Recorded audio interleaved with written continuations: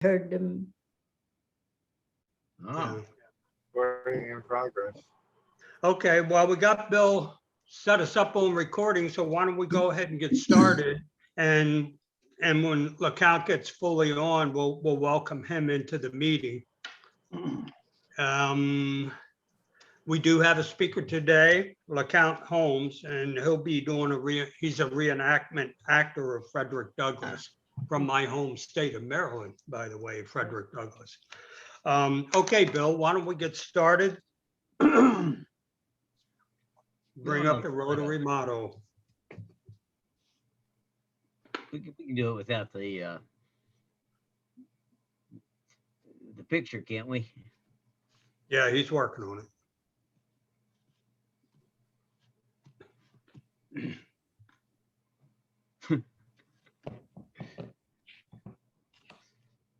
Working on something. Bill Payne, are you hearing? There we go. All right, Rotary motto Service Service of above of self. Okay, let's all go ahead and stand up. We'll do the Pledge of Allegiance. As soon as we get the flag.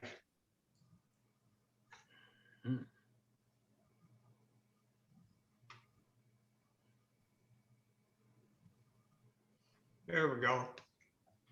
I pledge allegiance Allegiance to the flag of the United United States of America and to the republic for which it stands, one nation, One nation, God, under God, indivisible, with liberty and justice for all. Okay, and I'll ask you all to please take a pause for a moment of silence and hope for the best for our country.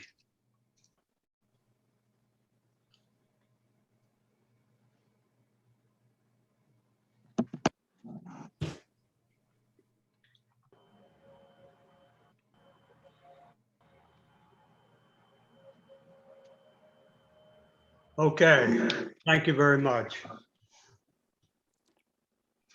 I'll remind everybody, Bill has record on, so we are recording the meeting. And LeCount Holmes, it looks like you've joined us, so welcome.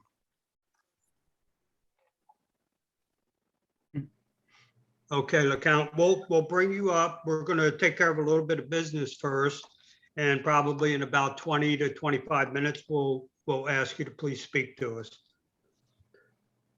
All right, some announcements. Think about other projects. I have one, actually it was just sent, I think Bill Payne gave this to me. Yes, okay, from Edward Jones. And it's regarding this late summer donations for the schools here for things like backpacks and so forth. It looks like backpacks are the big things we always supply. By August 25th, they're going to be collecting up supplies for schools in Northampton County. So I don't know if anyone wants to volunteer to be the collection person for backpacks, notebooks, things like that. If not, I'll take it on, or please hold them and we'll collect it up and we'll try and deliver it to the school by August 25th, whatever we can collect up. Does anybody want to volunteer to be the collection person? Well, Chuck, what we did, I forget, last year or the year before now, was I just ordered a bunch of them. I think we had gotten a discount worked out at Walmart.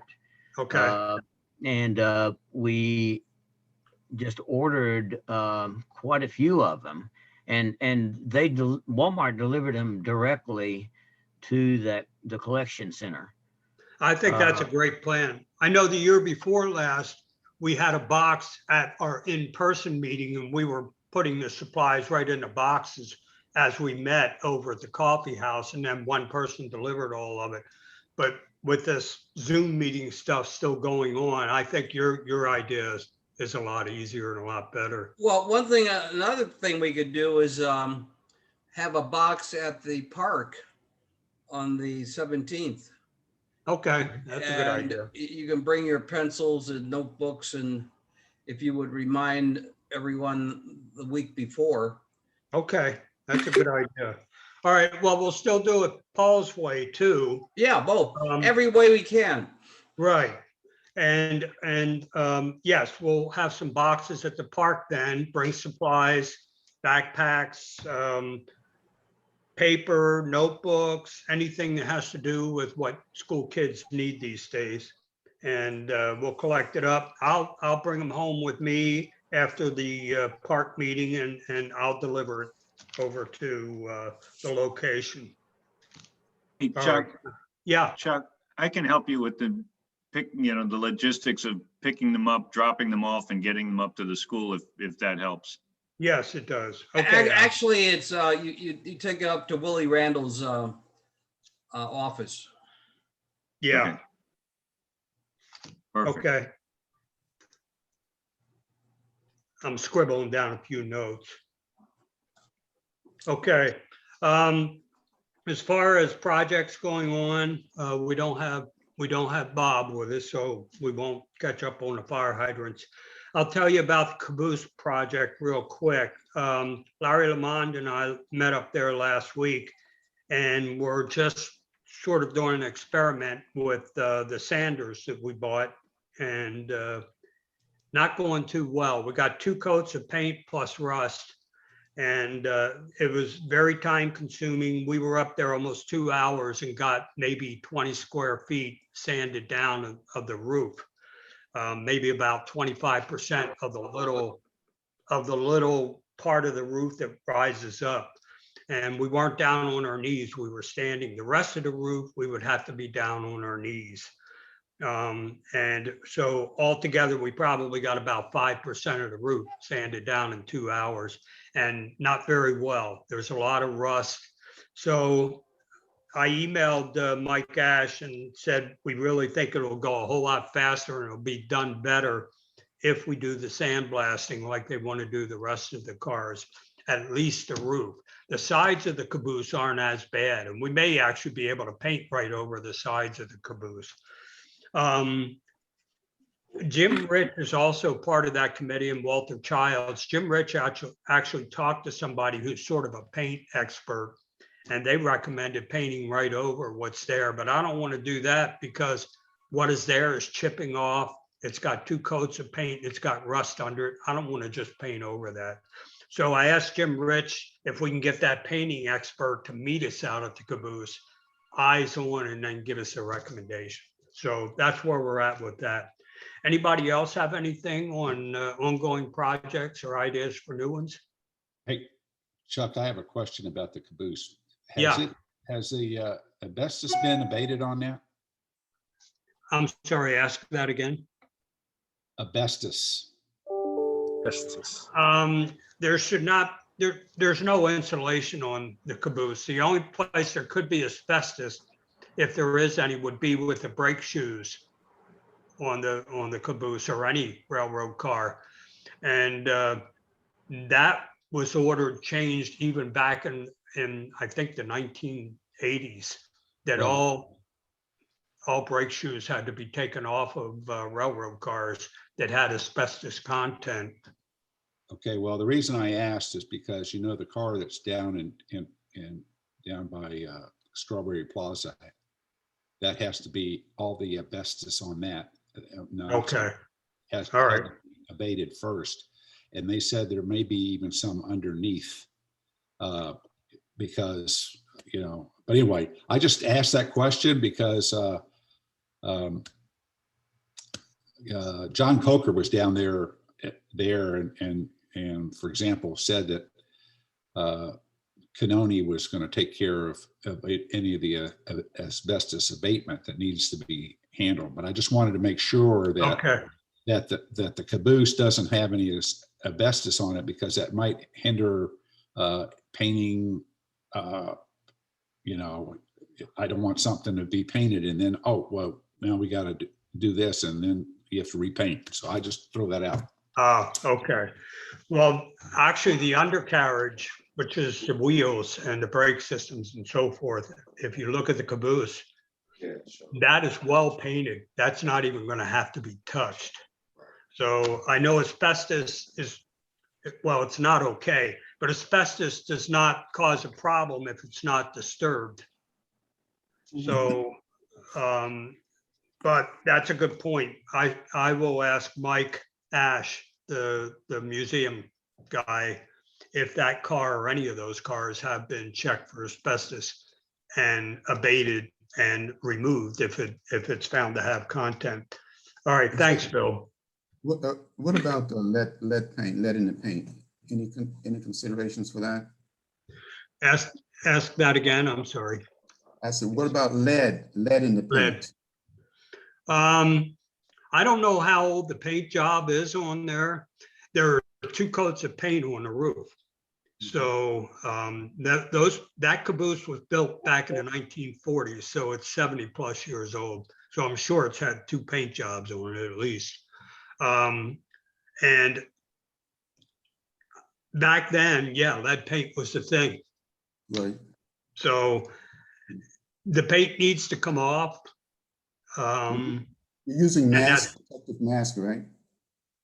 Yes, yeah, we Okay. used masks. We had goggles and masks on.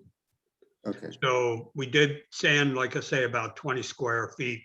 We didn't quite get down to bare metal. We just couldn't. There was rust there and we just could not get everything off. And that's why we recommended sandblasting. I don't want to paint over stuff that's already chipping away because it's going to cause a problem in the future, but those are all good points. So I'm hoping Jim Rich will have that expert there and we can meet with him and get him to put eyes on it and make recommendations. Mike Ash shot me back a message saying that he had 1 quote for sandblasting all the cars and thought that was way too much money. And Medi updated me and said, well, they have a lot of money in the bank basically to do this project. So Mike Ash didn't say how much money that was, but they have a pretty good war chest as far as funding, and he's going to have to release it. I don't want anybody hurt, and I don't want anybody feeling exhausted or anything trying to sand that caboose down. We'll be happy to paint it. That's the easy part. It's getting the old stuff off. Hey, Chuck, Yeah. who was the guy that you got to sandblast it? I don't know. I'd have to ask Mike Ash. Oh, He okay. said he had 1 bid on it and that was it. And it was way too high. Do Oh, you know somebody? yeah, I know a guy who has the equipment and who can sandblast. All right. Well, do me a favor. Just send me their contact information in an email. Okay, I'm not sure if All he'll right. do it though, but Yeah. Yeah. I'll send the information. Okay. All right. Any other project updates? Well, the Rotary basket that we are Yeah. preparing, we are having some ideas about how to do the Rotary basket, and Mary and I met to talk about how we're gonna fix the basket, and we decided that we are going to have a Cape Charles theme of vacation in Cape Charles and fill the basket with beach items like flip-flops, beach towels, and that sort of thing, because we have an Airbnb accommodation as part of the offering, and it's already as far as the value of the basket is already over $500. Wow. That's a great idea, Maddie. Medi, Perfect. don't forget to throw crab cakes in. Okay. I'll send you a flyer that you can stick in there. Yeah, all right. We still owe crab cakes from the last basket because we Oh, haven't wow. made any, but we can afford, we'll probably have crab cakes this November. So you can add that to it as well. What about Stan? Are you gonna give us your money?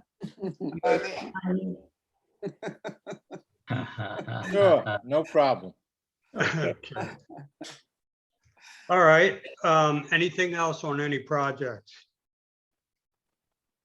All right. I appreciate everybody's input from last week on membership ideas, but if anything else pops into your mind, please let me know.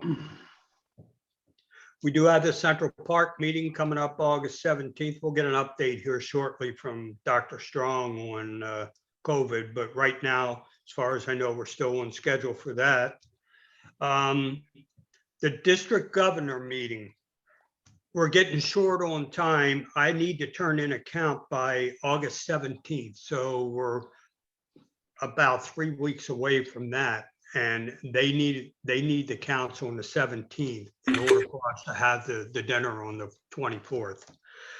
So shortly, I'm going to be asking people to RSVP. You can bring guests. Right now, the estimate is, we're still working on this, that per person cost for the dinner will be about $40. Paul, correct me if I'm wrong on anything. Hopefully a little less. Yeah. We're still working on that. I would say $40 is the top price, and anything else, we're going to try and work it down a little bit. So I want to get that sign up out this week sometime, by the end of the week. And we're going to be meeting Bill Payne, I believe, on August 2nd, and get a little more detail with the selections.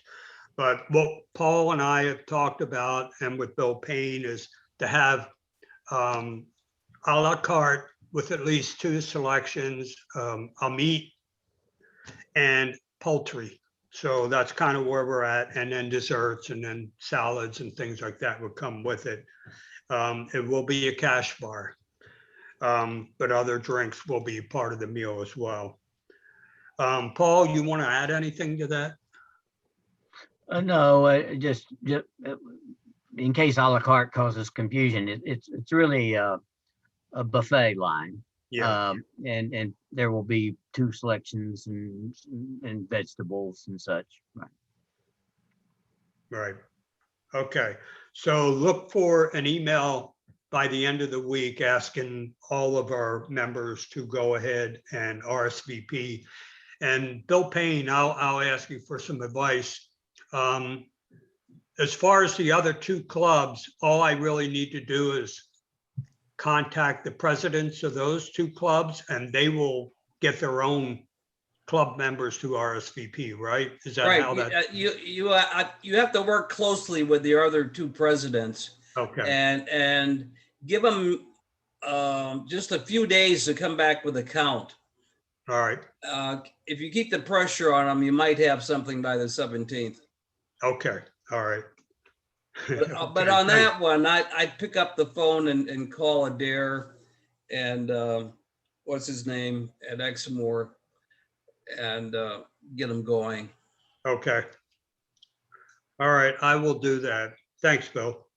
The Norfolk Tides game, Sunday, August 29th. That's at 4:05 p.m. over in Norfolk, Virginia. Bill Payne is graciously picked up the mantle on that. He's collecting names from people who want to go to that ball game.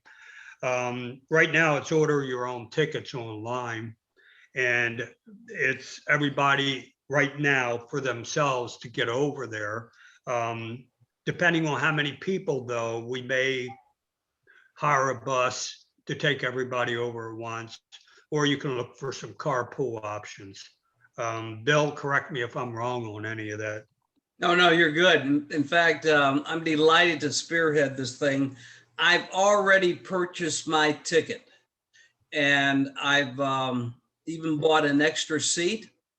And I intend to invite somebody that I'd like to become a Rotarian to join me and see how much fun we are. And I would suggest that we think about that as a way to have fun and build a membership. I talked to Mary this morning. Mary said, I'm not big on baseball, but I'm going to buy a ticket and send somebody that I think might enjoy it and become a Rotarian. So let's be expansive in our thinking on this thing. And I'm going to beat that drum a lot. I've sent an email to everybody this morning announcing it, not only our club, but the other two clubs. And I'm getting feedback already. So I think this will be fun. Thanks, Bill. Paul, I'm going to let you go ahead and give us a COVID update. Okay, well, as everybody knows who's watched the news, there's a real surge of COVID going on again. Unfortunately, we thought this thing was about over 6 weeks ago, but then the Delta variant appeared, and it's just been going up and up and up, and it will continue to do so probably for the next few months. The Virginia has gone up just like every other state at an accelerating rate this past week, as in Virginia Beach is going up even faster. In fact, Virginia Beach accounts for about half of the cases in all of Virginia this past week. And the rate per 100,000 people, of course, is considerably higher than it is in Virginia as a whole. The Accomack County is also going up at about the same rate as Virginia. Northampton County seems to be quite spared from this so far. And this past week is the third week in a row that there haven't been any new cases reported in Cape Charles, and which means in the last 11 weeks, there's only been one case reported in Cape Charles. So that's good news. But it's going up all around us, and I think it's inevitable that will be here too. There's a couple of points I want to make about the Delta variant. For one thing, everybody's been talking about herd immunity, and probably if we get to 70% or so of the population vaccinated, we will have herd immunity. But what a lot of people probably don't understand is that if you have a virus that's more contagious, and certainly the Delta variant is far more contagious than the previous forms of COVID, then the number you need for herd immunity is going to be higher. And these numbers are always guesses, but we know that it probably is going to need more than 70% of the population vaccinated to really achieve herd immunity. It's a real tragedy in the United States to me that we could be virtually done with this virus. So we could have defeated it. But because people were reluctant to get vaccinated, we've had another surge. Another factor that there's recently been clarified is it's been known that that no virus is 100% protective, and there's breakthrough infections in people who've been vaccinated. They're far less common than in people that are unvaccinated. And of the people that get vaccinated, hardly any of those people get sick enough to be in the hospital. And it's even more rare that they die. So virtually, if you're vaccinated, you are protected. You might still get a mild case, but now what hasn't been known until recently for sure is that whether people that are vaccinated and get COVID can spread it to other people. And now we know that they can. If they're symptomatic, if they're not symptomatic, if they have an asymptomatic COVID infection, then either they don't spread it to other people or it's extremely, extremely rare. But we should think about taking more precautions now than we were thinking 6 weeks ago, which is all the more reason why I think we just must require that people that come to meetings with us, like the governor's meeting, and I already spoke to the governor about this, be vaccinated. And we'll just take their word for it because they're Rotarians. Right. There's a number of things I'd love to ask, but I'm not going to spend much time. But one thing you brought up was one person last week was validated as positive for COVID in Northampton County. But then this week it is negative one because they are actually from out of town. Right. Right. What about Virginia Beach? That has all kinds of visitors from all over the United States. So this rising. Well, I expect there's ongoing corrections going on. I mean, Okay. people are probably tested in Virginia Beach and counted initially, and then they go back but that all gets taken into account in the final number that's published each week. So we don't know how many, are negative, but it's far outweighed by the new people that are positive. Okay. Now, and of course, just the fact that you have a negative, that doesn't mean we didn't have COVID here. I mean, the person that had COVID was here in Northampton County, but they weren't residents of Northampton County, so they don't end up in the final count. But they were here with COVID. Okay. Mark, do you have anything you want to add?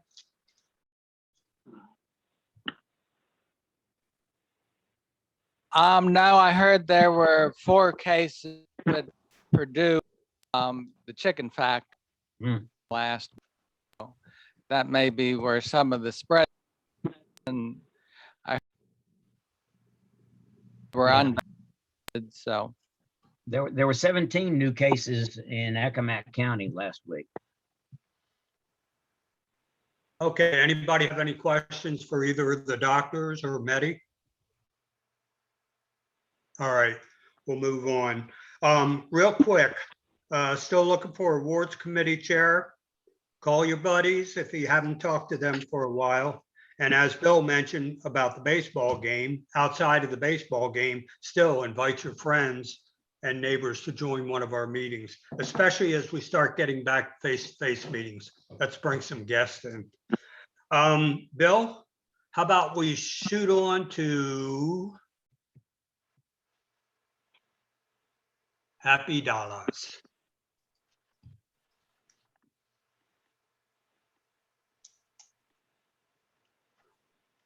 While Bill's bringing that up, anybody want to go first with some Happy Dollars? There we go. I'll start, Chuck. All right. I've only got $2 today. Many of you know that I'm a late in life person to be educated. I recently went to Yale, and it wasn't the cost of getting into Yale. It was the cost I had to pay the young woman who took the SAT to get me into Yale. That made me broke. But I did get this nice shirt right here. That's one of the things I wanted to show you. So Wow. I'm putting on my resume that I went to Yale, and I hope nobody will ask me any more than that about it. But anyway, $2. All right. I thought that meant that you use Yale locks, those locks made by Yale. That's a real Yale. That's Oh, from New okay. Haven, Connecticut, right there. All right. Yeah, I've got 5 happy dollars, and I'm just going to up John because I don't get a chance to up John. But years ago when I was living in Europe, I ran a program at Oxford University. Ah. And I had like 100 people out there from all over Europe, and before I made my presentation, all I said to them was, "My mom should see me now." And I have a Oxford University cup here. Can you see that? Wow, yeah. That's because my sister also spoke at Oxford, and she had enough sense to bring a cup back. So my sister did the cup, John did the T-shirt, and I did squat. $5. It's not a T-shirt, but yeah, you're right. That's yeah. No, I'm sorry. It's not a T-shirt. It's a collared shirt. You win. You win. All right, Paul. Yeah, I was trying to go after Bertus before the standard went up from 2 to 5, but I guess I'll have to do 5 now. My our granddaughter who lives with us, who's still 4, has been going to swim lessons at the Y. And she's actually learning how to swim. She has on the top of water with her head down, and kind of doing it right. So I'm real happy about that. I will say that when I go there every Wednesday afternoon, I virtually always see Al Pascal, and he's there to do his mile. He swims a mile 3 times a week, I hear. Well, your granddaughter's got 4 years for the next Summer Olympics. So she's got some good practice time to get going there. Anybody else for Happy Dollars? Al? Yeah, I have 5 happy dollars. Mostly because How much? I have 5, Kingway, All right. 5. Only because my wife is enjoying her summer off before school starts and she's having a great time at it. Yeah, back to work very Yeah. soon, around Yep. the corner. Okay, anyone else? All right, I'm going to turn it over to Reggie to introduce his good friend, LeCount Holmes. So Reggie, it's all yours. Okay, thank you, Chuck. Let me see. He was having trouble connecting earlier. Is he here? Yeah, he's Yes, there. he's here. Okay, great. Yes, it's my pleasure to introduce LeCount. I'll just give a little bit of his background from his bio, and we'll play a short 2-minute video, and I'll turn it over to him. LeCount is a friend. We met him through a very close friend of my wife's relative. And he is a phenomenal individual in his own right as an actor and doing many of the things that he does. And I'll just read a little from his resume here. He's an experienced and creative motivational speaker for all ages. And he's a native of Washingtonian. He resided in many states. He presents educationally based presentations, including historical period representations and themes that relate to social skills, self-esteem building, and culture perceptions. He facilitates growth, producing dialogue with interest in promoting personal development. He has a passion for teaching others to applaud and celebrate their uniqueness throughout life. He's also the owner, founder, and educator and instructor teaching seniors to exercise twice a week in a class called Seniors Up and Moving. In that class, he also provides a newsletter titled Wake Up Everybody, which is published once a month. He also performs a one-man show entitled The Frederick Douglass The Man. And that's what he's going to be talking about today. He traveled throughout the United States to colleges and universities, the historical Lincoln Theater in Washington, D.C., as well as London, England, performing this amazing show of his. And he was honored by Congresswoman Sheila Jackson Lee in Houston, Texas, with the proclamation from their House of Representatives for his professional reenactment of Frederick Douglass. So with that being said, what I'm going to do is do a screen share here and show a very short 2-minute video, and then we'll have him come on and share with us. Greetings, everyone. And thank you so very much to my friend Reggie and to all of you. And I'm going to give you some information about one of my favorite role models in life. Sometimes I feel like a motherless child. Sometimes I feel like a motherless child. Sometimes I feel like a motherless child, a long ways from home, a long ways from home.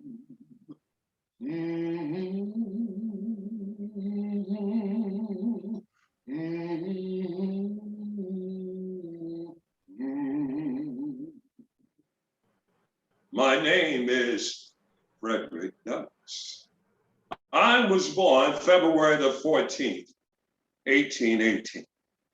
My birth given name was Frederick Augustus Washington Bailey. My mother, whom I only knew for a short while, was a slave. And my father, whom I never met, was a white man. You see, to me, my mother was a mystery and my father was indeed a myth. I'll start by saying that we create our present from the influences of our past. And our past has been created and it can never, nor never, ever be erased. The wife of the man who taught me how to read, Mrs. Hugh All, Sophia Hugh All, taught me how to read letters for 1 year of my life.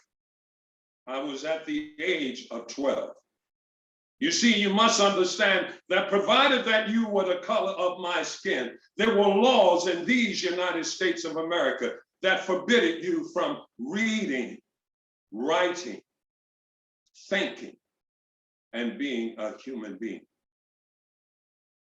Master Hugh All had learned that his wife was teaching me. He was quite upset, to say the least. He walked into the parlor where we were. And once, as we were sitting there, he stood over top of us and shouted out, "Don't you ever teach them how to read. Don't ever teach them how to read. Not in my house. They're no good to themselves and certainly not any good to us. Don't you ever teach them how to read." Well, she did start teaching. But by the time she did, I had already learned enough to continue to teach myself. Keep this in mind that no one can ever keep you in the dark when you know how to read. I think the American people are disposed to be generous rather than just. I look all over this country at this present time, and I see educational societies, sanitary commissions, freedmen's associations, and the like. All very good. But in regards to the colored people, there's always more that is benevolent, I perceive to be manifested before us. What I ask of the Negro is not benevolence, not pity, not sympathy, but simple justice. Everyone is asking the question, and they learn to ask it early of the abolitionists. What shall we do with the Negro? I have only one answer only. Do nothing with us. If the apples remain on the tree by their own strength, if they are worm-eaten at the core, if they are early ripe and disposed to fall, let them fall. I'm not tying them to the tree by any means, but if they will not stay there, let them fall. And if the Negro will not or cannot stand on his own legs, let him fall also. Who was Frederick Douglass? I've been asked that question many years. Who was Frederick Douglass? I've asked people, I said, who was Frederick Douglass? Some people might say, oh, he was a poet. Some say that he was Douglass, who was Stephen Douglass, who had dialogue, a debate with Abraham Lincoln. No, he wasn't Stephen Douglass. And there are many other descriptions that people might give me or have given me over the years.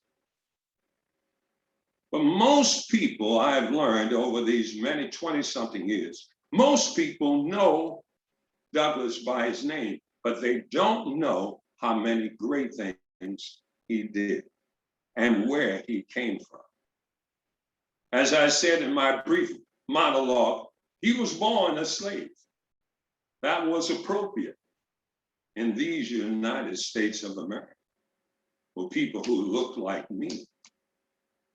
His mother lived on a plantation 12 miles away from him.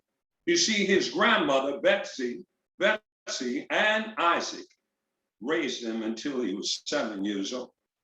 And so his mother, Harriet, walked 12 miles from her plantation at night, barefoot, just so that she could see her son, Frederick. And of course, she had to walk back to the plantation another 12 miles, 24 miles round trip, barefoot.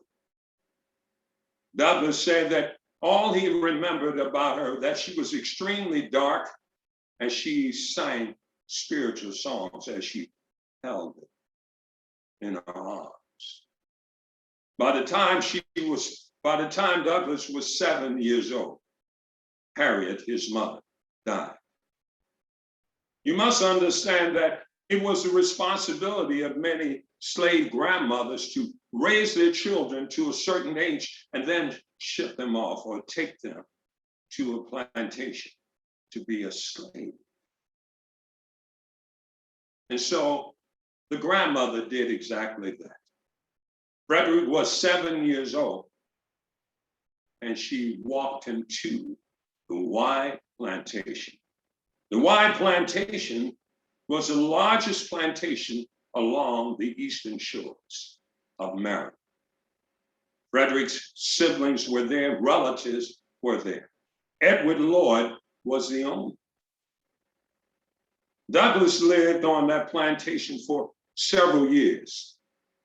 And he said that he experienced so much cruelty, beatings, constant, children, women, men, every day.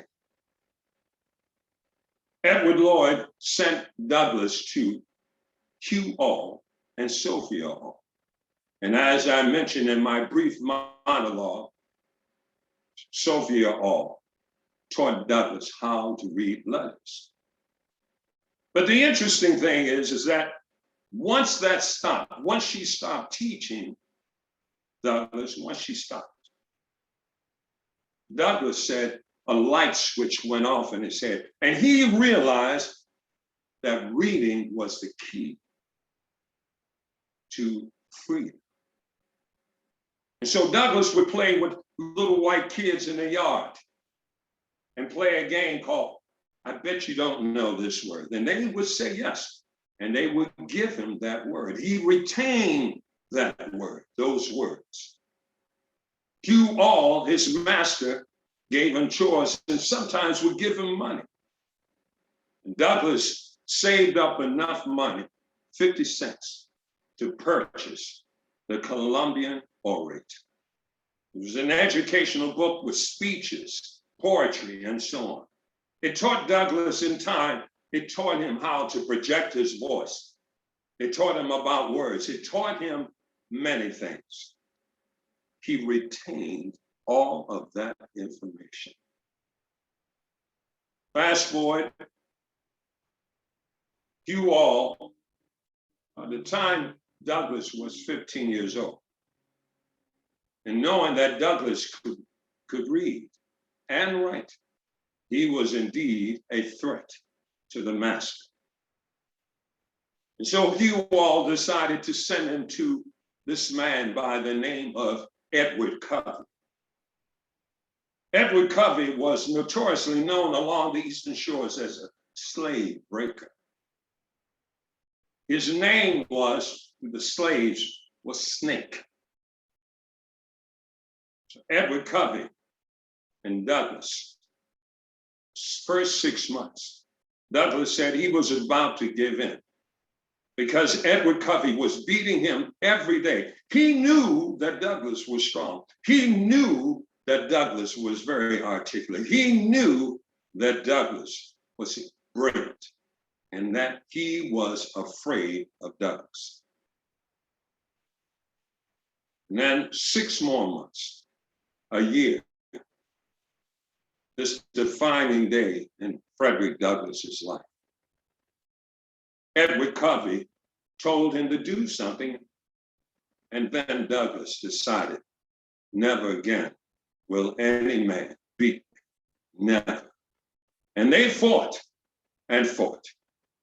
Keep in mind that Douglas was around 15 or 16 years of age, tall, lean, and strong. And Douglas won. He beat Edward Covey. So Edward Covey did what any smart person might have done. He sent Douglas to another plantation. And the reason why he did that, he didn't want to ruin his reputation. And the other thing is that if they found out, if the master found out that he lost the fight to Douglas, a 16-year-old, he would lose a year of wages. Douglas, by the time he was 17, 18, 19, Hugh All sent him to a shipyard so he could work. And he worked with caulkers. Those were people who plugged in the ships, plugged in to keep them from ruining themselves. And those were the people who just really did the maintenance with these ships. And during that time, Douglas had the opportunity to talk to other people, other Negroes, about freedom and what would it be like if they were free. He had the wonderful opportunity to have met this lady by the name of Anna Murray. She was black lady, and she was free, a free Negro. Anna has saved up a lot of money during this time. Frederick and Anna fell in love.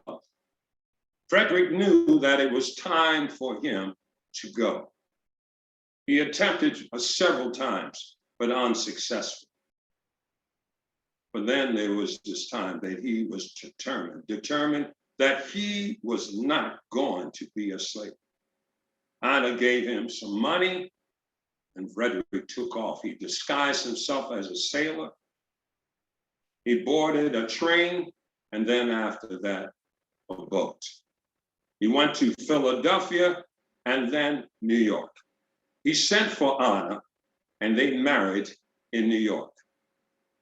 Keep in mind that Frederick was a runaway slave, so he had several last names because his birth given name was Bailey.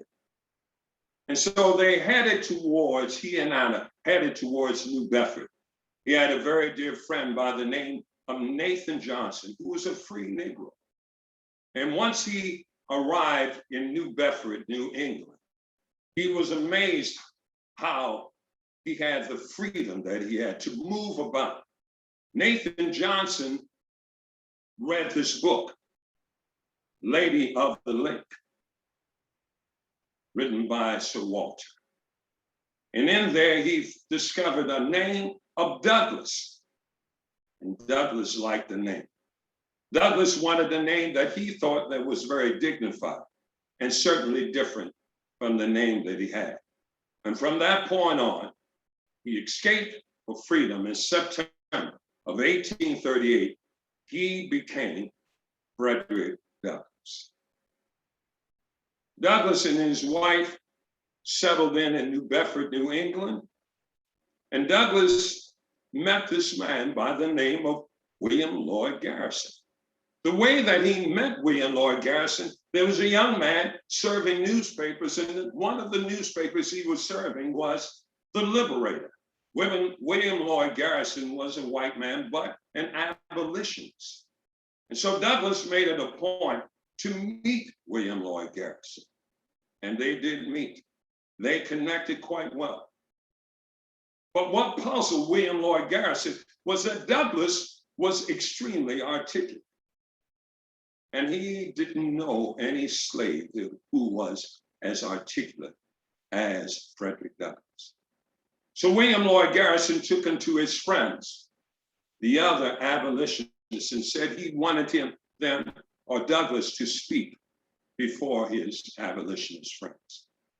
And just before Douglas started speaking, someone yelled out in the auditorium, "Douglas, how do we know that you have been a slave? I believe that you're lying. There's no way that you could have been a slave." And he looked at Douglas in the way that he was built and everything. He thought that Douglas wasn't truthful. So what Douglas did was to pull up his shirt and show him and everyone else the whips on his backside. And after that, that man said, absolutely. Frederick Douglass realized that the Liberator was really good. It talked about the injustice.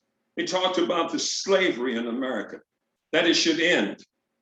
But he also said that because he is a Black man, a Negro, that he had the right to create his own newspaper. William Lloyd Garrison didn't like that at all. So they severed ties. Two white ladies who were sisters paid $750 for Douglas' freedom. And Douglas and his wife and his family went to Rochester, New York. He lived there approximately 27 years.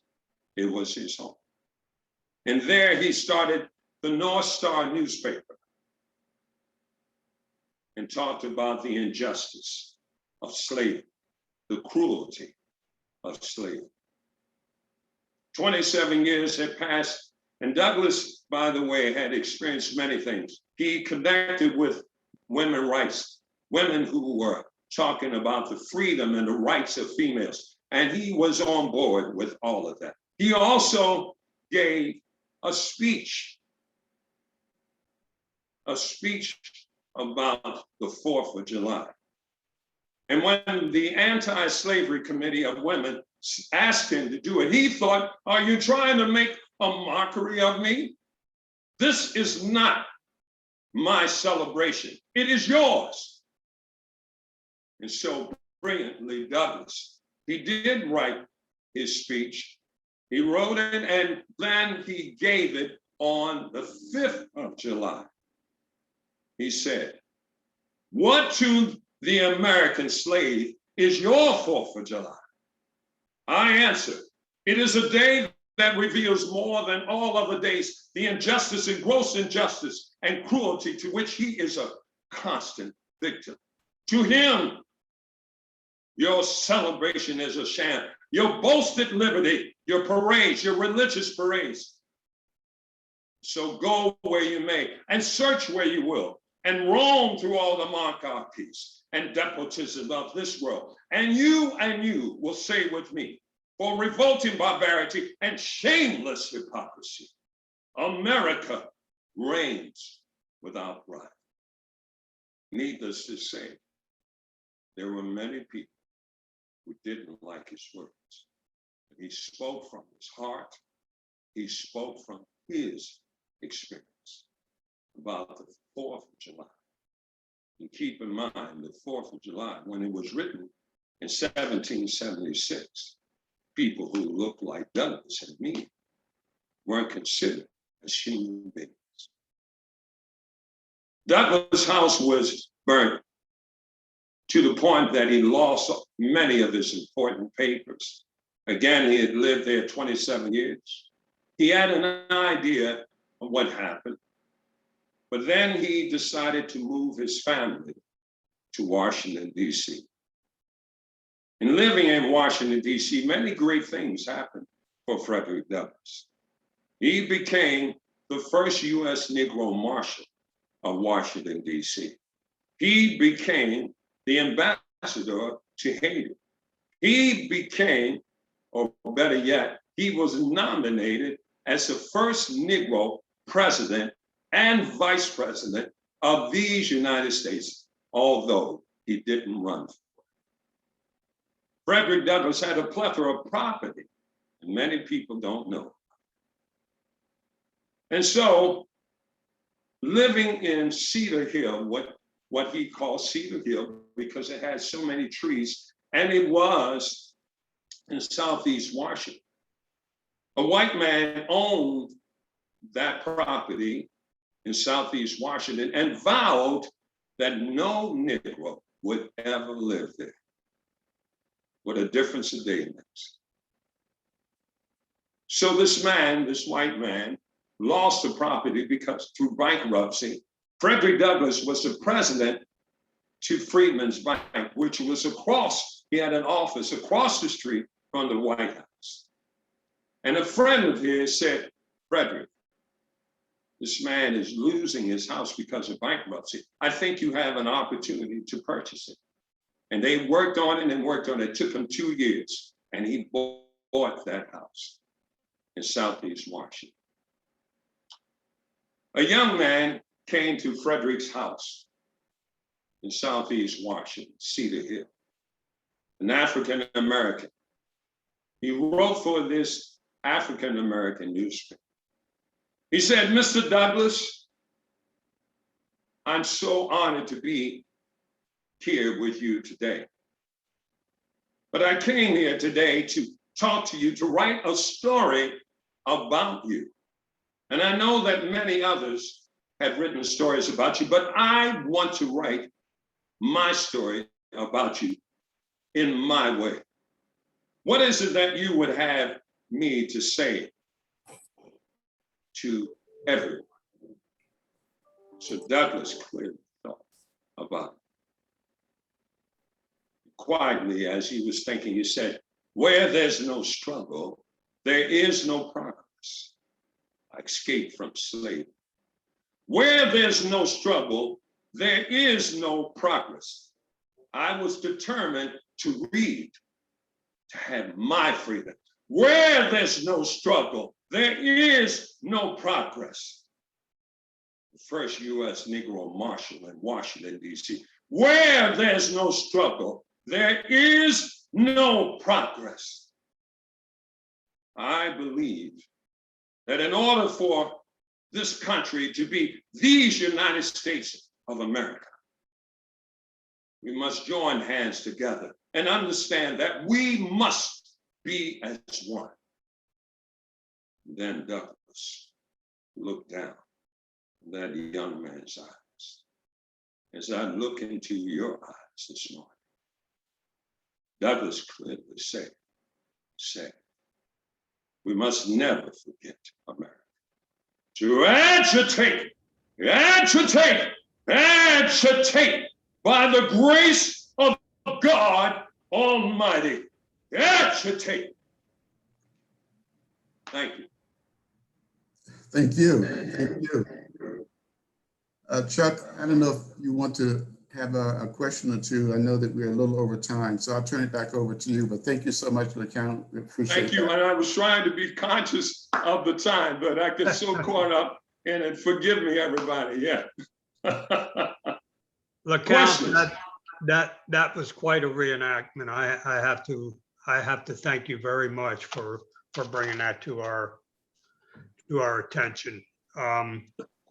We know the history of this country. Fortunately, a lot of these things that happened back then have been dropped and corrected over time. We still got work to do.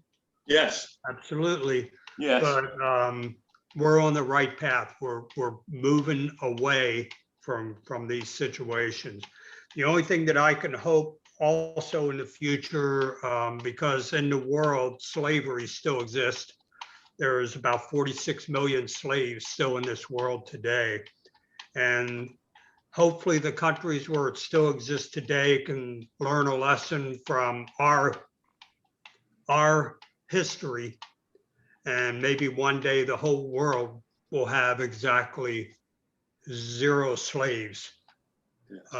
That's the hope. And again, thank you very much. Thank you. It was well taken.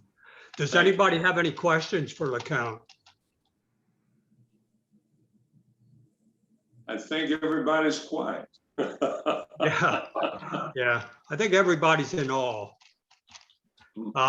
Reggie, do you have any closing comments and appreciations for LeCount?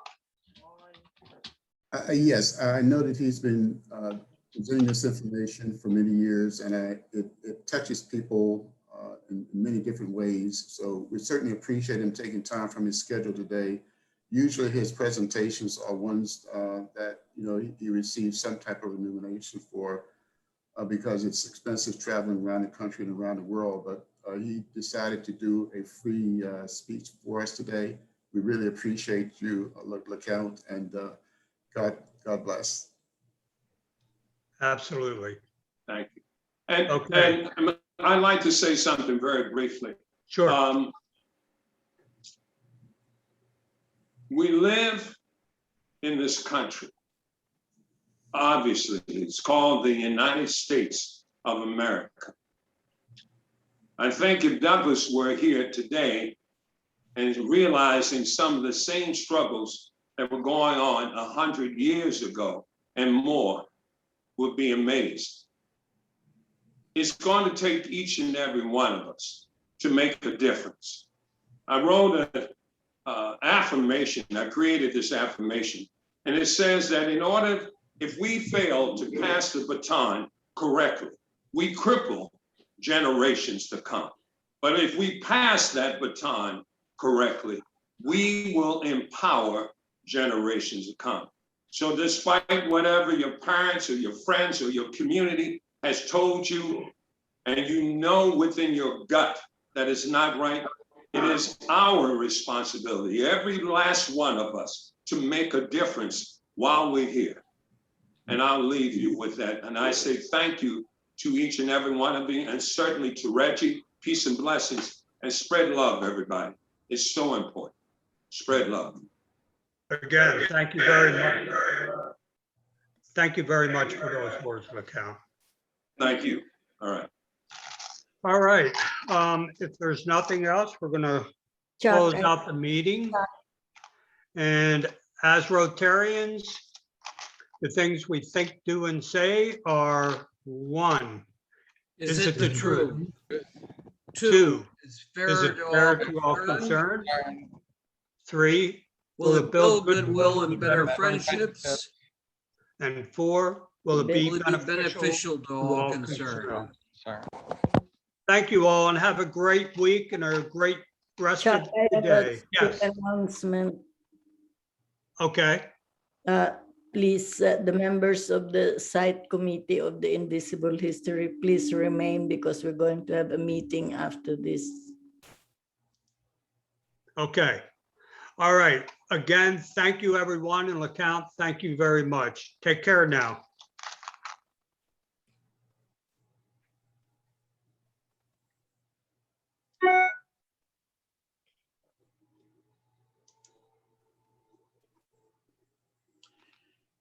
Mehdi, I'm going to stop recording for